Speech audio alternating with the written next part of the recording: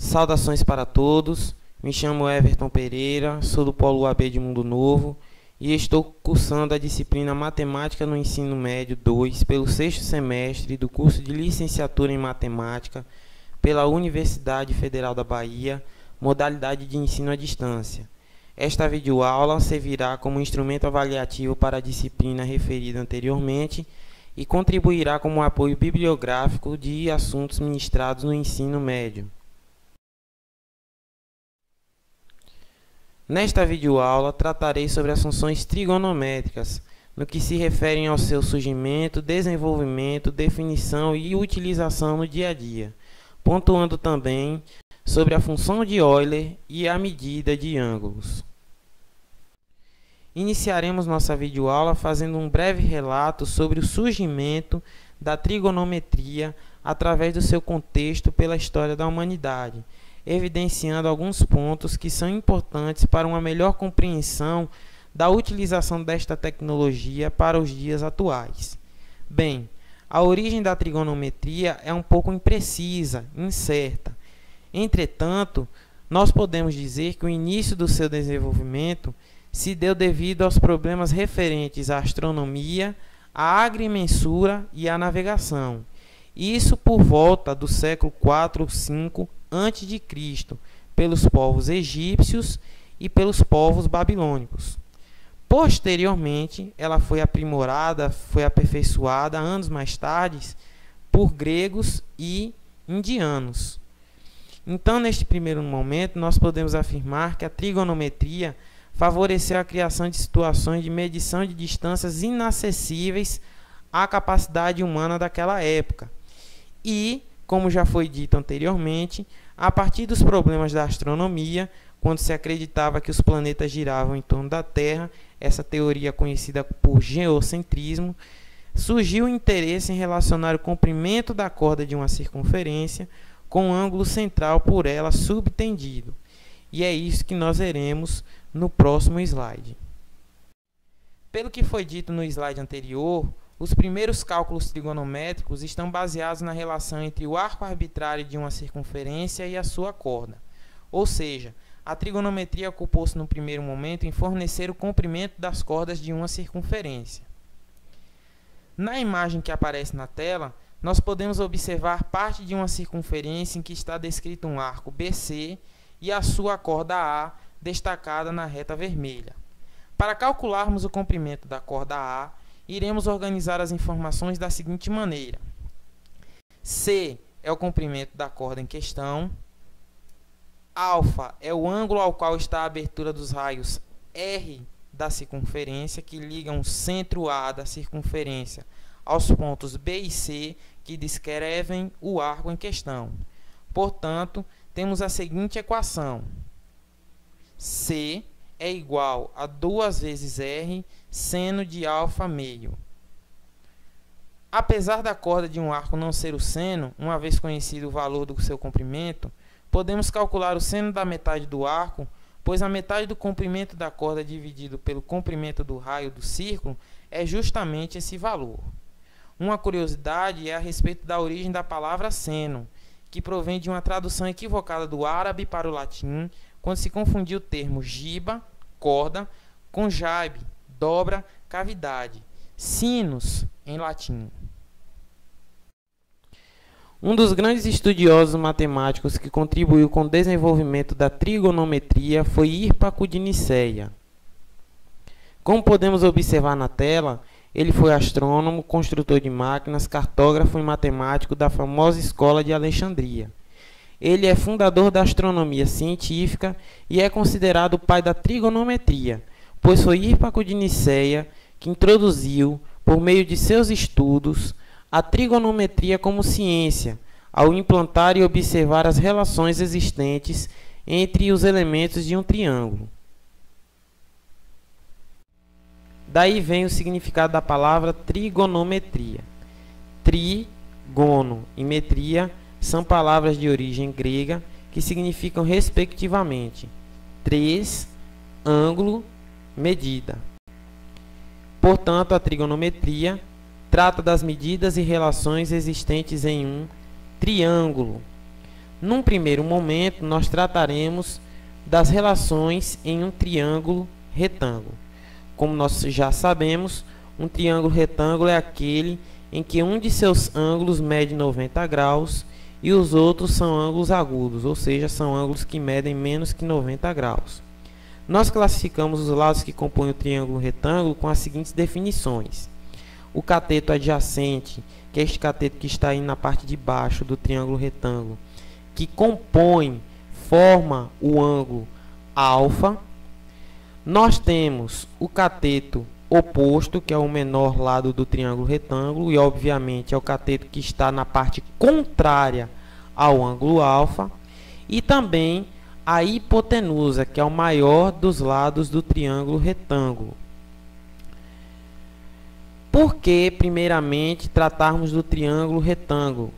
Pois foi a partir do Teorema de Pitágoras que desenvolveram-se fórmulas teóricas comumente usadas nos cálculos relacionados às situações práticas do nosso cotidiano.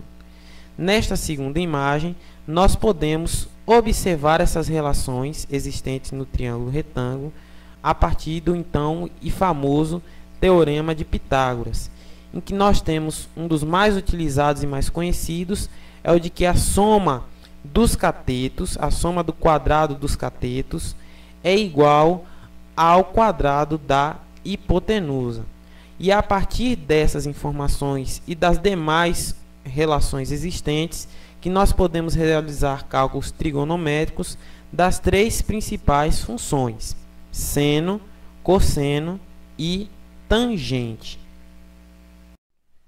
Como nós já sabemos desde o ensino fundamental, em um triângulo retângulo existem algumas relações entre as medidas de seus lados e a medida de seus ângulos. Neste slide, nós estaremos relembrando estas situações que nos ajudarão a calcular, por meio de definições, as três principais funções trigonométricas.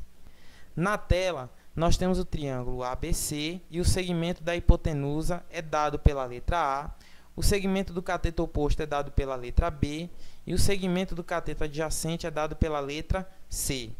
Uma informação importante antes de aplicarmos estas definições para o cálculo dessas três funções trigonométricas é a seguinte: tanto para calcularmos o seno, cosseno e a tangente do ângulo B, quanto para calcularmos as mesmas funções referentes ao ângulo C, as definições são análogas, ou seja, a maneira de calcular tanto para o ângulo B quanto para calcular o ângulo C é a mesma. Vamos às definições, observando neste primeiro momento o ângulo B. Para calcularmos o cosseno do ângulo B, nós pegamos o valor correspondente ao cateto adjacente, C, e dividimos pelo valor correspondente à hipotenusa, A. Desta maneira, nós encontramos o valor do cosseno do ângulo B. No círculo trigonométrico que nós veremos mais à frente, este valor do cosseno do ângulo B será dado no eixo Y, na vertical. Para calcularmos o seno do ângulo B, nós pegamos o valor do cateto oposto, B, e dividimos pelo valor da hipotenusa, A. Também no círculo trigonométrico, este valor do seno do ângulo B será dado no eixo X, na horizontal. Por fim, para calcularmos a tangente do ângulo B, nós pegaremos o valor do cateto oposto, B, e dividiremos pelo valor do cateto adjacente, C.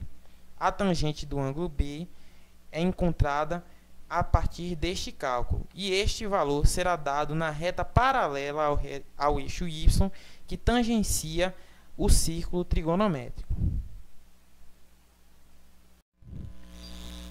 É importante deixar claro, a partir das informações que foram apresentadas no slide anterior, que o cosseno de B e o seno de B dependem apenas do ângulo agudo B e não do tamanho do triângulo retângulo ao qual B é um dos ângulos agudos. Portanto, se dois triângulos retângulos tiverem um ângulo igual a B, eles serão semelhantes. Por que desta colocação? Por que essa informação se faz importante? Porque o seno e o cosseno pertencem ao ângulo e não ao eventual triângulo que o contém. A semelhança entre triângulos é a base da sustentação da trigonometria, ou seja, nós estamos preocupados neste momento em estudar as relações entre os ângulos dos triângulos e não a medida dos seus lados. Trataremos agora da relação fundamental existente entre cosseno e seno de um determinado ângulo. Voltando ao teorema de Pitágoras, nós aplicaremos ao triângulo retângulo a seguinte equação: a ao quadrado é igual a b ao quadrado mais c ao quadrado. Essa relação nos mostra imediatamente que cosseno ao quadrado de b mais seno ao quadrado de b é igual a 1. Essa relação fundamental mostra que o cosseno de um ângulo agudo é igual ao seno do seu complemento e vice-versa. Por exemplo, o cosseno do ângulo de 60 graus, que é meio, é igual ao seno do ângulo de 30 graus, também equivalente a meio. Daí a palavra cosseno, seno do complemento. Portanto, meio mais meio, obviamente, é igual a 1 inteiro. O seno e o cosseno de um ângulo agudo são números que estão compreendidos entre 0 e 1. Feita essa parte de introdução da trigonometria, agora nós avançamos a um campo maior, para o qual nós veremos a função de Euler e a medida de ângulos.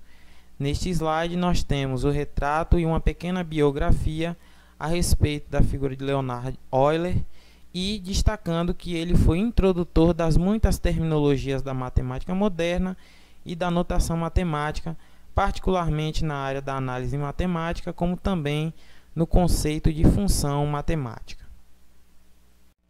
Trataremos agora a respeito do círculo trigonométrico no que diz respeito aos seus elementos e às características desta importante ferramenta que nos auxilia no cálculo das funções trigonométricas.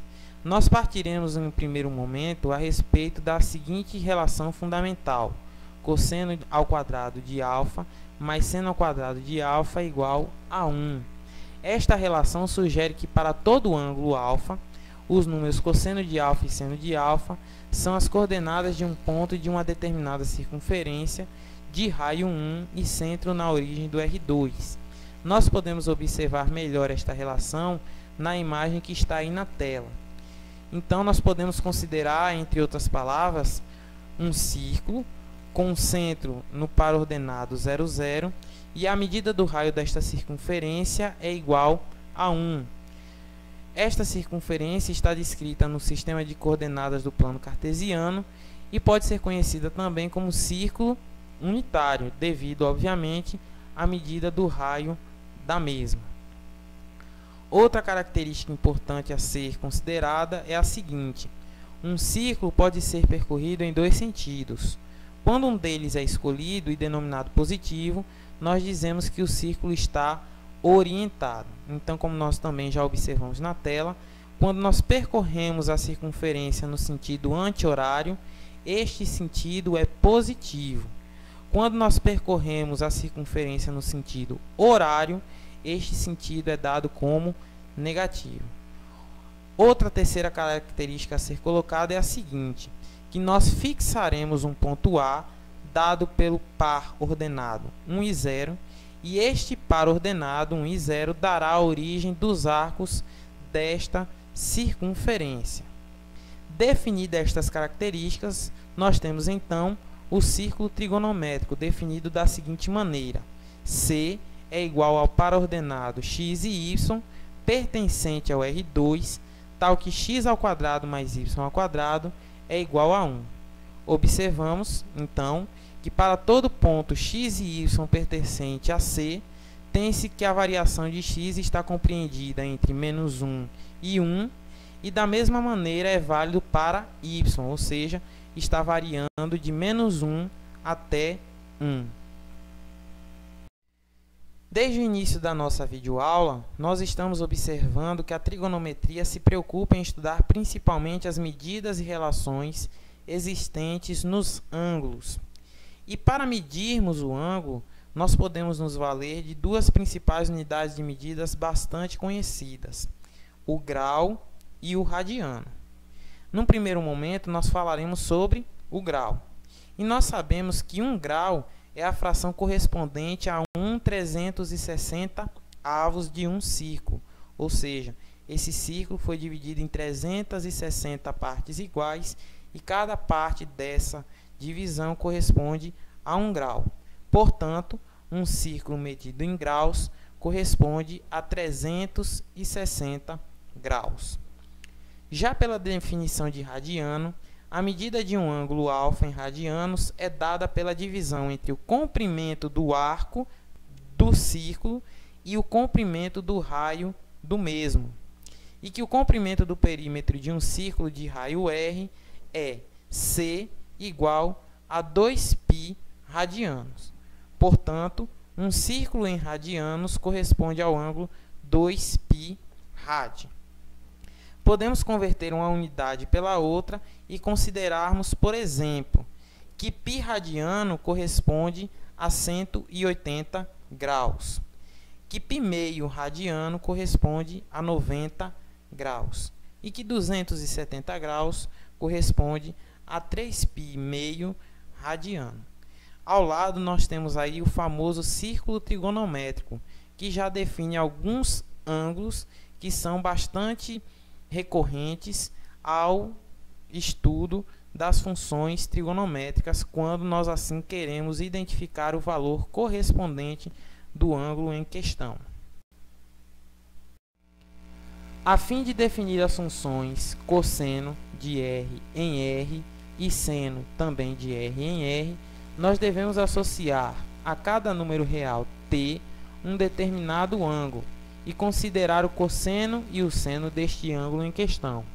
Portanto, o número t desempenha o papel de medida do ângulo que está sendo observado. Ao definirmos esta aplicação E de R em C, chamada de função de Euler, nós estamos associando a cada número real t um ponto P de C, que é chamado de imagem de t no círculo trigonométrico. A partir dessas informações, nós faremos algumas observações sobre a localização deste ponto na circunferência. Se t for igual a zero, então nós temos que P é igual a A, isto é, a função de Euler, no ponto zero é igual a A. Se t for maior que zero, realizaremos um percurso de comprimento t a partir do ponto A no sentido anti-horário, sentido este positivo, e marcaremos que P é igual à função Euler de t, como o ponto final deste percurso. Se t for menor que zero, nós também realizaremos um percurso de comprimento agora módulo t no sentido horário, sentido este negativo, e marcaremos que P é igual à função E de t, como ponto final deste percurso. Para facilitar esta compreensão sobre a função de Euler, nós poderemos utilizar a imagem que está aí na tela, pensando da seguinte maneira. Vamos enrolar uma reta R como sendo um longo fio sobre o círculo C, pensado como se fosse um carretel, de maneira que o ponto zero pertencente aos reais possa coincidir com o ponto A e comece a ser enrolado a partir dele. Desta maneira, nós temos uma maneira mais fácil de enxergarmos a medida desse percurso feito pelo número real t sobre a circunferência.